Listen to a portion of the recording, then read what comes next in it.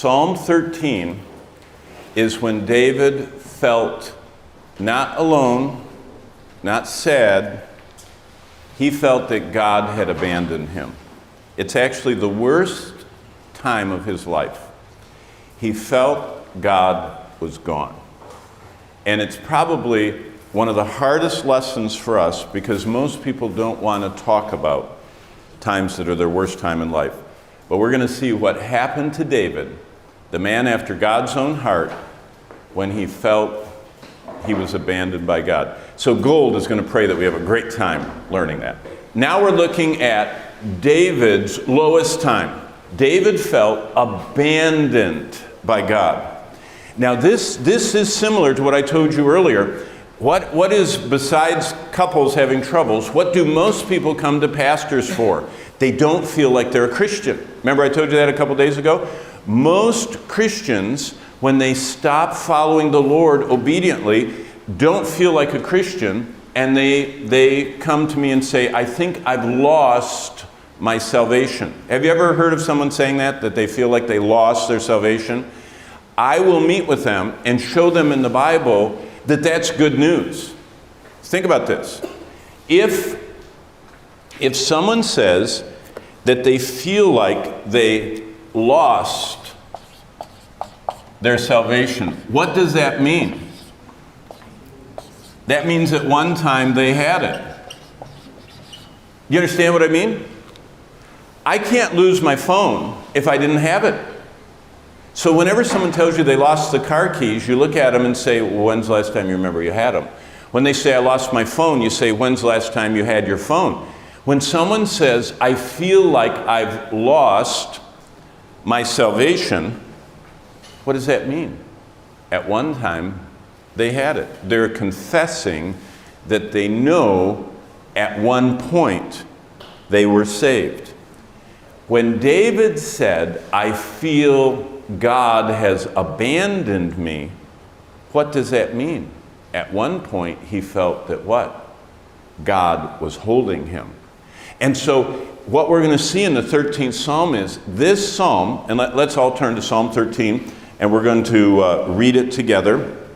It's only 6 verses. David is saying, I feel abandoned by you, God. And I love this picture. It's like you're walking off into the mist, and it's like there's no future. You're just nothing. That's how David felt. Okay? Now you follow along. Look at Psalm 13. First of all, it has that superscript. And all of you that have Bibles that show it, it says, to the chief musician, a psalm of David. So this is one of the 70 to 80 psalms David wrote. But this is one that historically all Jewish people feel that this came from David's cave times. Now listen to the words and you know it is. How long, O Lord, will you forget me forever? How long am I going to feel abandoned by you, God? Will you forget me forever? How long will you hide your face from me? Now, when we're little, we like to play a game. In fact, I do this all over the world. Where we travel, we'll be somewhere. We were just in Beijing, by the Forbidden City in China. And there was the cutest little Chinese boy, about this high, on his parents' shoulder. So they were walking, but his face was looking at me. And he was there, and I went. And pretty soon he's giggling and laughing and doing this with his hands, and his parents turn around and look at me, like, what are you doing to our child? And I just smiled. I wasn't doing it. But kids like to play this peek-a-boo, they call it in English, I'm peeking and, saying hello. And now, David, look what David is saying. It's not fun, Lord. How long will you hide your face from me? It's like God had done this and had not done that. And David only felt this. See, Psalm 13 is the deepest hurt of David's heart in this time. Now remember, I've already shown you how this started. Now, beware when things seem smooth in your life. Everything was going so well for so long for David. He had killed the giant, the bad guy Goliath.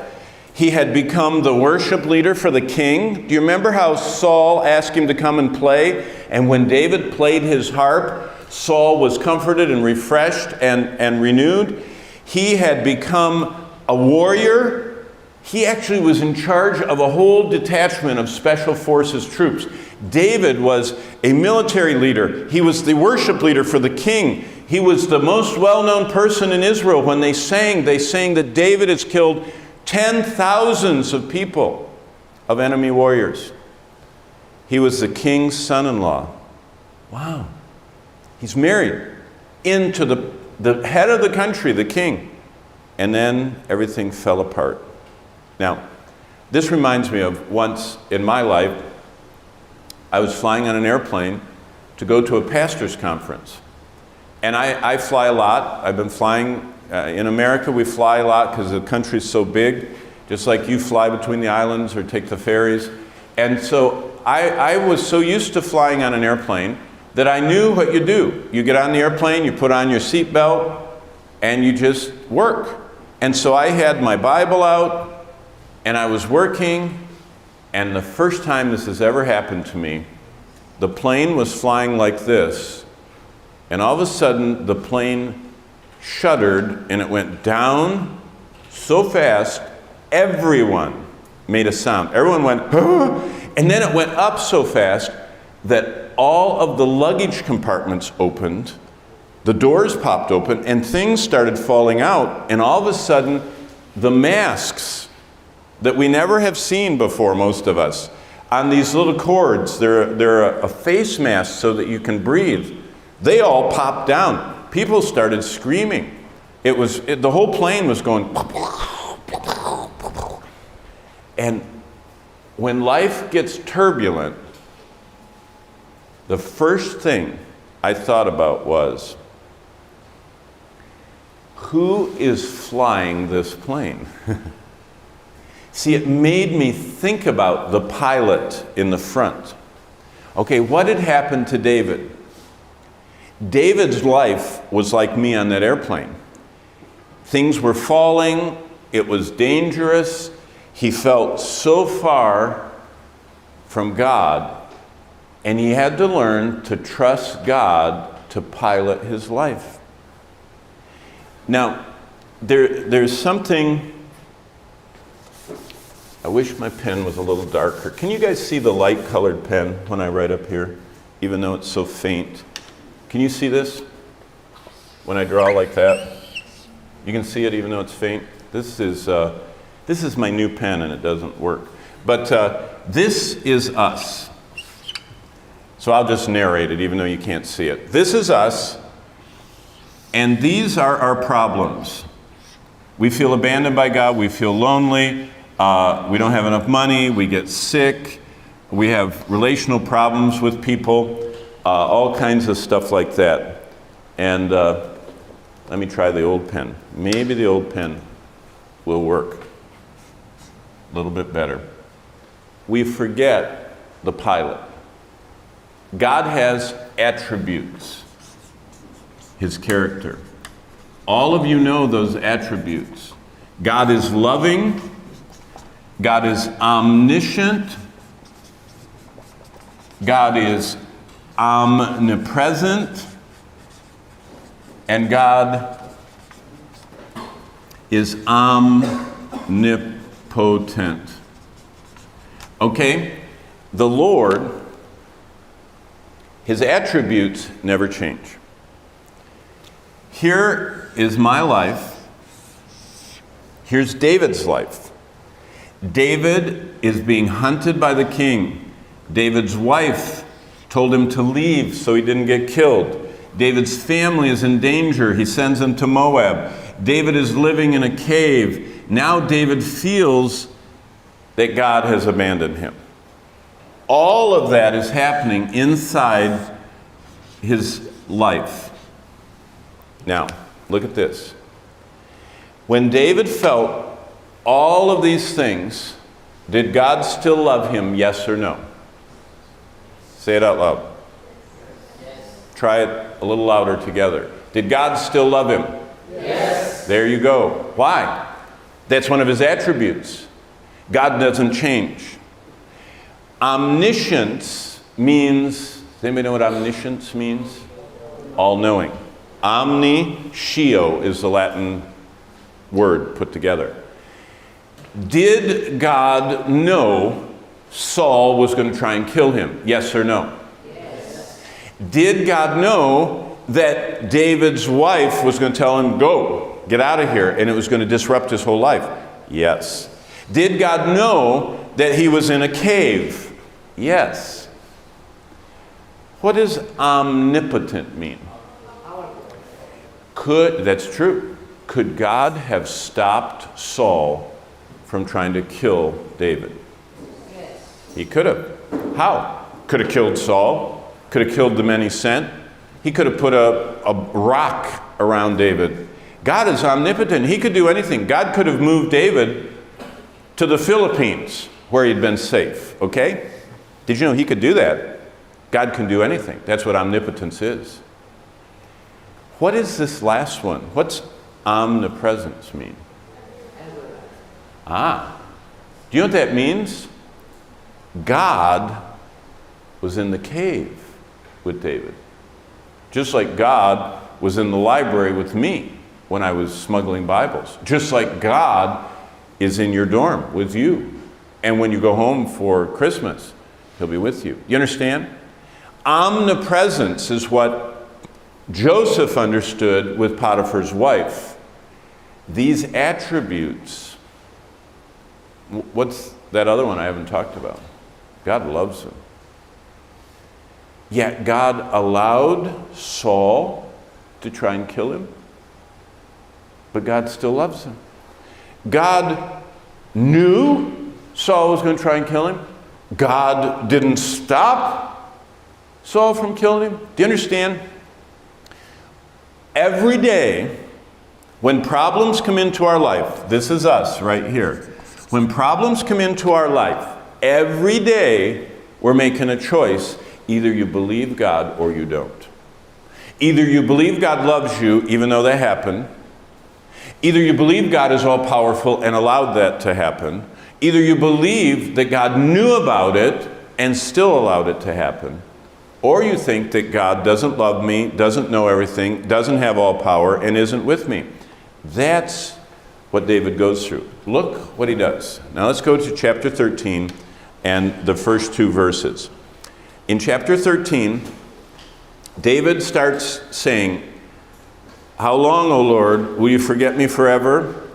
It's sorrow because of his uncertainties. He's saying, God, I'm not sure, I don't feel that you love me.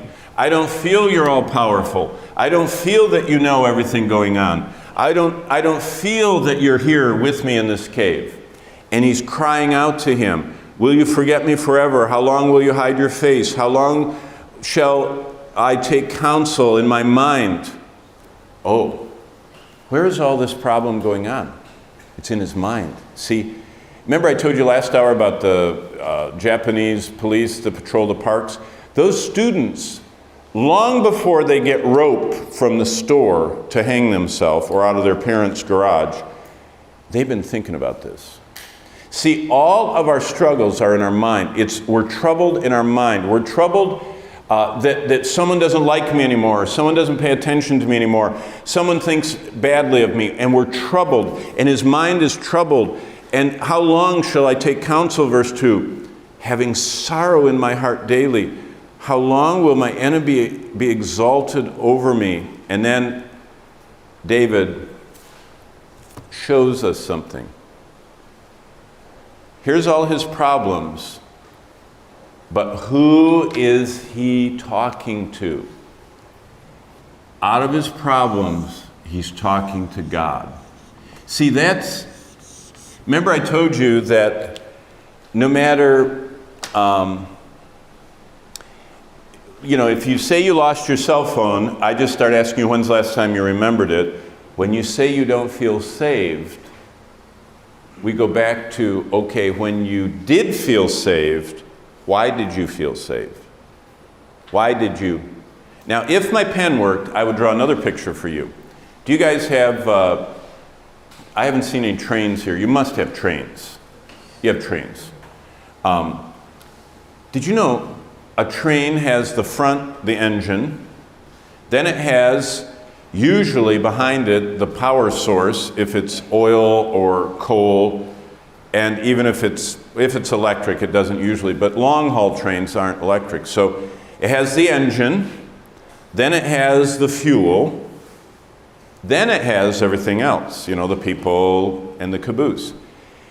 There are three parts to our Christian lives. The front part, the engine, are the facts of the gospel. The fuel is faith. And then the rest of the train, which in America we call the caboose, what follows, are feelings. Now listen. The facts are, Jesus Christ died in our place on the cross and offered a once and for all sacrifice for our sin. All I have to do is believe that. Faith. I can be saved and never have feelings. See, that's the problem with most people. They totally live by what they feel, not the facts of the gospel, not faith in the God who doesn't change, who is all-knowing, always present, all-powerful, and loves them. They forget the facts, their faith dims, and they live down here in the feeling zone. That's exactly what's happened to David. Yes, sir. Oh, you are amazing. Not only do you provide for me my favorite food, milk, but Joseph, let's give Sir Joseph a hand. Saint Joseph. Here we go. This is my life. Here I am with all my problems. God loves me. God knows everything about me. By the way, God's omniscience means He doesn't learn anything. He doesn't discover anything. He doesn't count things. He knows everything completely, all the time. And it says in the book of Isaiah, He knows the end from the beginning. He knows everything at once. He doesn't learn, discover, find, look for. He knows it all. Omniscience. Omnipotence means He has all power. And omnipresence means He will never leave us or forsake us. He is always with us. So, facts, the engine, the truth of the gospel, connected by my life. It connects to my life by faith. So this is my train, and there's the steam. And then connected to that is feelings. And guess what? The train runs without this. You don't need any feelings. Did you know that there are Christians that went through their whole life and felt far from God? One of the most famous. Do you guys sing, There is a fountain filled with blood? Is that a hymn you guys have ever learned? There is a fountain with blood. You know that one? Drawn from Emmanuel's veins. It's a communion song. How many of you ever heard that song? Just Faith and Me. Okay? That is one of the most famous English songs in American Britain. Do you know who wrote that? A man who his whole life, he didn't just write that song, he wrote hundreds of British hymns. His best friends were the Wesley brothers and George Whitefield. Those were some of the greatest preachers of the English-speaking world in the 1700s. So the guy that wrote that song, those were his friends, and John Newton, if you've ever heard of John Amazing Grace Newton, that time period. This guy never felt like a Christian. And all his friends did to him is say, You don't have to feel it. You believe the facts. Believe that God loves you, that God knows everything, God is with you, and God is all powerful. David, in the first 2 verses, showed that. By the way, what causes cave times? What causes people to feel abandoned? What are some of the common causes of cave times, of being abandoned by others? Here are just a few doorways. Some people start feeling that way when they're sick for a long time, and they go to the doctors, and they ask everybody to pray for them, and they stay sick. Now, when I started out in ministry, my first ministry after seminary was I was a senior adult pastor, which means only to older people.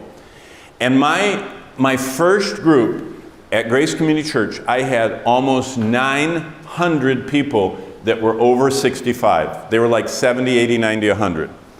That's how many were in my group that I watched over. Now the church had 12,000 people. My group had almost 1,000 old people. Did you know every week I did a funeral? Every week I had 2 people on respirators. Do you know what a respirator is? It's where they put a breathing device down into your lungs and it breathes for you. I had all kinds of people on chemotherapy. Do you know what that is? That's where they're pumping drugs into you to kill cancer. I had all kinds of people that were on dialysis. Do you know what that is? That's where they connect. It's very painful. They put a tube into your kidney and they act like a kidney because your kidneys are failing, and there's this giant machine as big as this desk that's filtering your blood. And you only stay alive if you're connected to that machine. And when it's filtering, it hurts. It burns. It's just like a fire right there. I had almost 900 people that either were in wheelchairs, or they had that machine connected to them, or they were in the hospital with one down their throat, or they were getting chemo, or they were just normal old people that were taking pills and had headaches and their heart hurt. And you know what? One of the doorways that can lead us to stand in David's shoes over and over again, feeling far from God, is if you're sick and you don't get well. Now, all of you are young and strong, and you can jump up and down. In fact, you run up and down stairs. You're at the peak of life. Just wait. It says in Ecclesiastes 12, the day is going to come where the grinders don't work, that's your teeth, where the windows don't work, that's your eyes. It says where the pump doesn't work, that's your whole circulatory system, and all of a sudden you're cold all the time, and you're tired all the time, and you feel weak all the time. That's called old age. Did you know when people get that way, they descend into... Have you ever met an older person that's depressed? Do they get depressed in the Philippines? When I go to the nursing homes, that's what we call it in America, where the old people are and they're taking care of them, many of them, they just are like this. They look angry. And you talk to them and you know what they say? No one visits me. And you know what I think? I wouldn't visit you either. You're so mean. You know what I mean? Because they are. But you know what's happened to them? They feel so horrible. That's a doorway. Another thing, people, it's not only protracted sickness, problems with your husband or wife. Did you know many people feel far from God when their marriage has trouble? How about your children? How about if you have invested your life in your children don't want anything to do with you? That's a real pain in your heart. Where kids say, I don't like you, I don't like my family, I don't want to be around you. These are doorways that lead to what can be called spiritual depression. Now basically what David is going through is spiritually, he feels far from God. That's depression. By the way, he writes more Psalms from this time period than anywhere else in his life. David writes during this cave time of 1 Samuel 22, he writes Psalm 4, these first 2 verses we're looking at in 13, 40, 57, 70, 141, 142. In fact, we're going to take a whole hour to talk about that last one, Psalm 142. Now, basically, what is going on with David's life? I call this 4 deep wounds. Did you know if you cut yourself and don't put anything on it, it can get infected? It just gets red, and then it swells up and everything. That's a wound that hasn't been cared of. Did you know spiritually that happens? If you have a spiritual problem, here's the first wound David had. My life feels like an endless struggle. It's like I do the same things. I get up, I read my Bible, I go to class, I do my jobs. It just seems like everything is hard. It's hard to get up, I'm tired. It's hard for me to do my work, I can't think. It's hard for me to do my job, I don't have enough time to do everything. It's hard for me to go on, I don't have enough money. Do you understand what I mean? It's an endless struggle. Now guess what? The Apostle Paul, in the New Testament, in the book of Philippians, calls Christians. Now look at this. I'm going to write a Greek word on the blackboard. I bet you'll know it. How many of you have learned Greek? A few of you? I'm going to write a Greek word. I bet all of you will recognize it. Here it is. Agonizomai.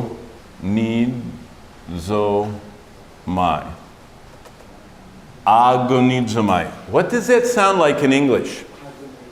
Agony. The English word agony comes directly from the Greek language. There are many words like that go right from Greek into English, probably into a lot of other languages too. Paul takes the word agony, actually is a description of one of the races that they used to have in the Greek Olympics. It was a great big racetrack that was called an agon. And it was this long race where everybody would sit in a stadium, and these racers would have to run as fast as possible in a circle 7 times. And what would happen is, the first lap was great, and they were beating everybody. The second lap, they were starting to feel it. The third lap, they were starting to get a little tired. The fourth lap, they were starting to... and the fifth lap, and what happened is, the Greek games knew the human body can only sprint so long before it actually starts killing you. Because your heart is beating too fast, you're not able to get enough oxygen in, the blood cannot get the oxygen to your muscles in your leg, and you can't breathe fast enough to get the oxygen down there. And that last lap of the 7 laps people would collapse, they would vomit, they would fall over, they would go unconscious. It was called an agony. And so they named the stadium Agon, A-G-O-N. And it was, can you believe that they actually enjoyed this? People trained their whole life to be in that, to get sick and pass out, because some of them developed where they could run all 7, and that became the goal. Everybody would agonize through and win the race. So Paul takes the word for agonizing racing, and he did this. This is the word in Philippians. Soon, agonizomai. The word soon in Greek means with, together. And he said in Philippians, we are fellow laborers, fellow servants, fellow, and the translators didn't know how to translate this one. And so they just left it like we're together, because they didn't know what to do with that word, because it was a racing word. That's what Paul calls Christians. He said the Christian life is an endless struggle. Do you remember I told you about when I was little that they used to drive our whole church down here to the edge of the river, put us in a canoe, the river is flowing, and we would just float all the way down the river all day and splash each other. And at the end of the day, they had moved the truck and the bus down here, and we put our canoes there. It's not any trouble to float down the river. What's hard is to go against the river and to paddle against it. David says, Lord, how long? 13:1. How long are you going to do this? How long? How long? My life is like an endless struggle. He repeats himself over and over and over. He's repeating himself. Secondly, at the end of verse 1, how long will you hide your face from me? Now we have another problem. Not only did life seem like an agonizing struggle, and Paul talks about that. David said in 13:1, look at the end of verse 1. He says, how long will you hide your face from me? Do you know what he's saying? I don't feel blessed. Now, you might right now sometimes feel like the Word of Life Bible Institute's an endless struggle, you know? Just when you get your verses done, now you have another project, and you have that done, and you're on the crew that's supposed to, clean the kitchen, and you get done with that, now you have to go to Christmas hymn practice, and you get done with that, and you still have to read, and then you have a quiz tomorrow, plus you're expected to wash your clothes once in a while and clean your rooms, and then you've got your other jobs. You go through that, but boy, is this hard. You go to your ministry, youth ministry, Sunday school, church work, what do you call that one where you go out and talk to 1 million people? Open air. But there's like a big one that Jack Wurtson started and you guys... Yeah, Eternity Week. And you go to Eternity Week or open air or to the local church ministry or sports ministry and nothing happens. It's like nobody you talk to listens. It's like you don't lead anybody to the Lord. The little kids won't listen to you when you're teaching children's church. It's like you go to church and you don't even get anything out of the message. It's like you feel like you've lost God's blessing. Did you know this happens a lot with pastors? The pastors study all week, they prepare, they preach the message, and everyone just sits there like this. And the church service goes over and everybody goes like this. And the pastor goes, I've lost God's blessing.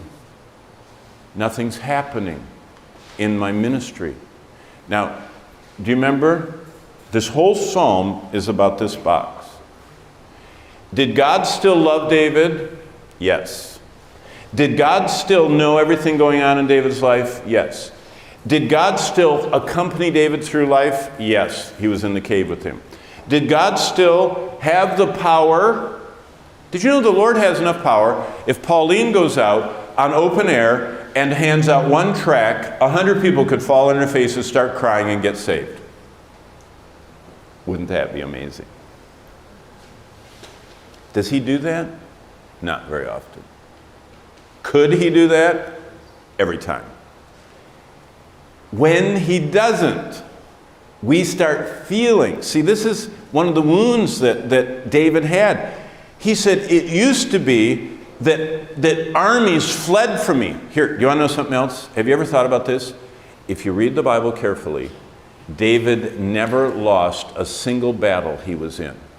David was never even wounded in any of the battles. How close did the people have to get to fight with swords? You're this close to each other. David is in battles where they're swinging their swords all around him. He wasn't the only one fighting. There's people all around him. They're swinging their swords. People are shooting arrows. They're coming along with spears. They're doing slingshots like that. David, according to the record, never even got wounded in battle. He didn't just never lose. David never faced off with anyone. He didn't defeat them. He didn't kill them. He didn't defeat the army. David was never defeated in any military situation or even hurt. Wow. God really did have a box around him. But in Psalm 13, he didn't feel like it. Now look at verse 2 of chapter 13. How long shall I take counsel in my soul, having sorrow in my heart daily? What David was saying is, what is counsel in my soul? What's our soul?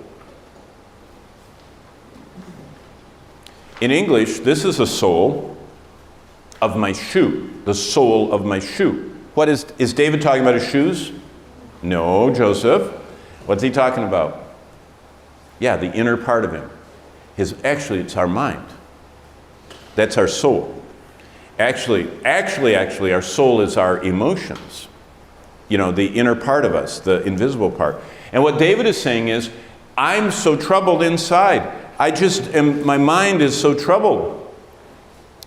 And look at the end of verse 2. He says this, how long will my enemy be exalted over me? Well, what did I just tell you?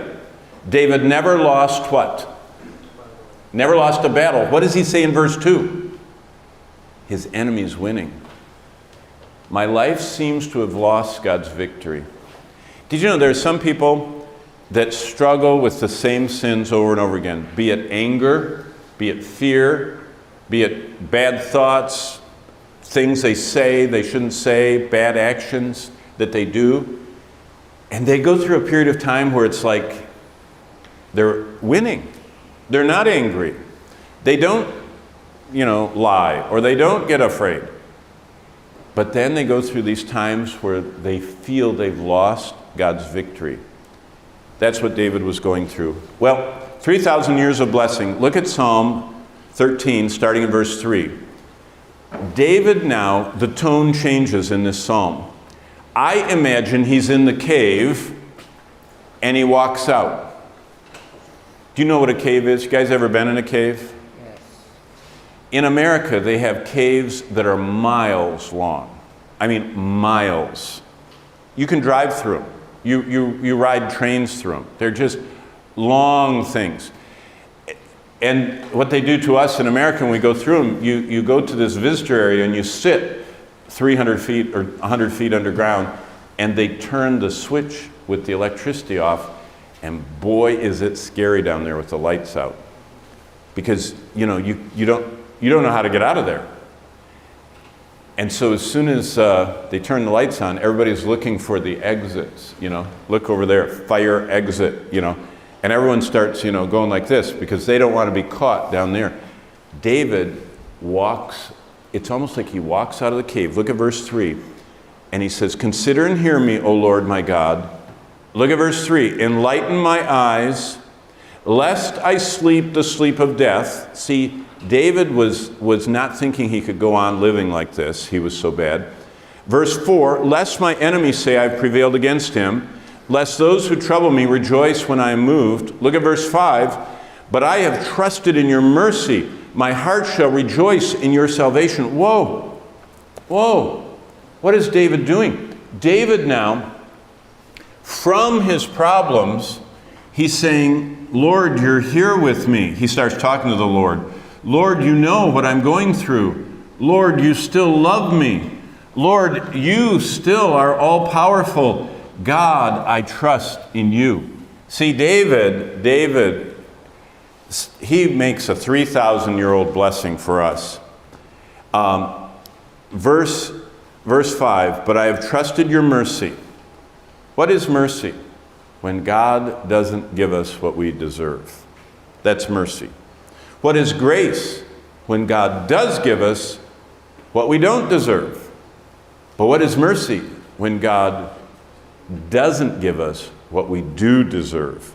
What do we deserve? We deserve punishment for our sins. We deserve separation. We deserve hell. Look what he says. I've trusted in your mercy, and my heart shall rejoice in your salvation. See, David is still in 1 Samuel 22:1 through 4. He's in that cave. That's what I have written in my Bible to remind me. David is still in the cave, but he starts believing the attributes of God. Have you all ever heard of the English book called Pilgrim's Progress? Is that something they talk about in the Philippines? Pilgrim's Progress? You ever heard of John Bunyan, the author? John Bunyan wrote a book called Pilgrim's Progress in 1600. So 400 years ago. He wrote it in jail because he was put in jail because he was a pastor. His wife was sick, his daughter was blind. He was the only support. They went to the poorhouse. That meant that they lived like in a homeless shelter. He was in prison for 13 years for preaching the gospel. Every day his wife would walk, back then, 400 years ago, they allowed the wife to come and visit the prisoner once a day and bring him food, and the wife would come like this and bring a bottle of milk. Joseph, I'm just like John Bunyan, I love milk. In the bottle was a cork. Do you know what a cork is? You know, it's like a cork, spongy, that would plug so the milk wouldn't spill. John Bunyan had a penknife because they used to sharpen their pens with a knife, the nib of the pen. And they let him in prison have ink and a pen and a penknife, but no paper. So he took the cork out of the milk bottle and shaved it into really thin paper. And every day he wrote Pilgrim's Progress. Did you know that is the second largest published book in the history of the world, only surpassed by this one? It's the number 2 in the English language, most published book in the world, written on milk corks for 13 years. And do you know, it's exactly like Psalm 13. What it's about is, John Bunyan said, God, I preach the gospel, why am I in jail? I have a handicapped daughter, why are you keeping me from taking care of her? My wife is sick, my wife is so sick, the only thing she could do is to walk the 3 miles to the prison every day to bring her husband his milk so he could write his book. Do you know what happened to John Bunyan? He got out of prison. That book became so famous, he was as well known as the King and Queen of England.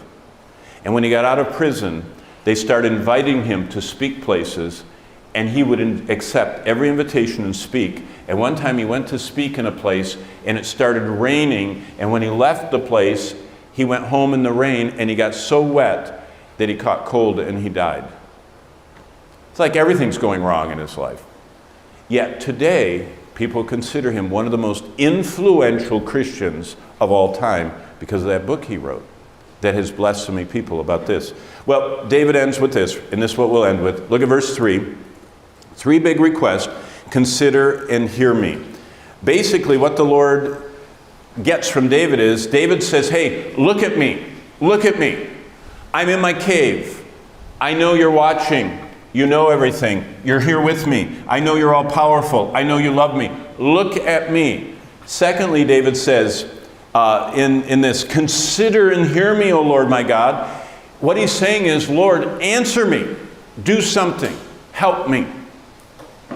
Now, remember what I told you? Remember this? What I used to do to my son? I loved that my son reached out to me. By the way, that son is now an executive in this gigantic, amazing industry. And when I look at him, I mean, he is so successful in everything he does. But yet, I remember when he needed me, like this. What's David saying? That's what David's doing. Answer me. I need you. Did you know that God is the perfect Father? And he wants to be needed by us. Do you know what prayer is? Prayer is saying, I need you, God. So prayer equals how much we need God. Fasting, you ever heard of fasting? Do you guys talk about fasting very much in the Philippines? Fasting, do you know what fasting is? In America, fasting means a diet. I want to get skinny, so my body looks better. Or I'm old and sick and I've got something wrong with my heart and I got to fast for a blood test. In the Bible, fasting was an urgent call to deny myself so I could seek God. There are many spiritual things that Jesus said could not happen without prayer, seeking God, and fasting, which is denying myself, denying my flesh, denying my way. That's what fasting is. Sometimes fasting is this. Say, I'm going to spend less time on this and more time on this. It has nothing to do with potato chips or food or whatever. It's denying myself. Finally, look what David said. David says this, "Consider and hear me, O Lord my God. Enlighten my eyes, lest I sleep the sleep of death." David says, restore me, enlighten my eyes. I want to see you. Real quickly, a parting truth. To feel abandoned means once you were not. If you ever feel far from God, do you know what that means? There was a time you weren't. Now watch, here's my last illustration. This fan is God. I'm going away from him. I feel so far away from him. I feel he's abandoned me. I feel he doesn't love me anymore. I feel I'm not even a Christian. No matter how many steps I take away from God, how many steps is it back? One. And that's all we have to do is cry out to him. Have a good break. At the end of this next class period is when my great photographers are going to help me take a picture of us all together. See you in 10 minutes.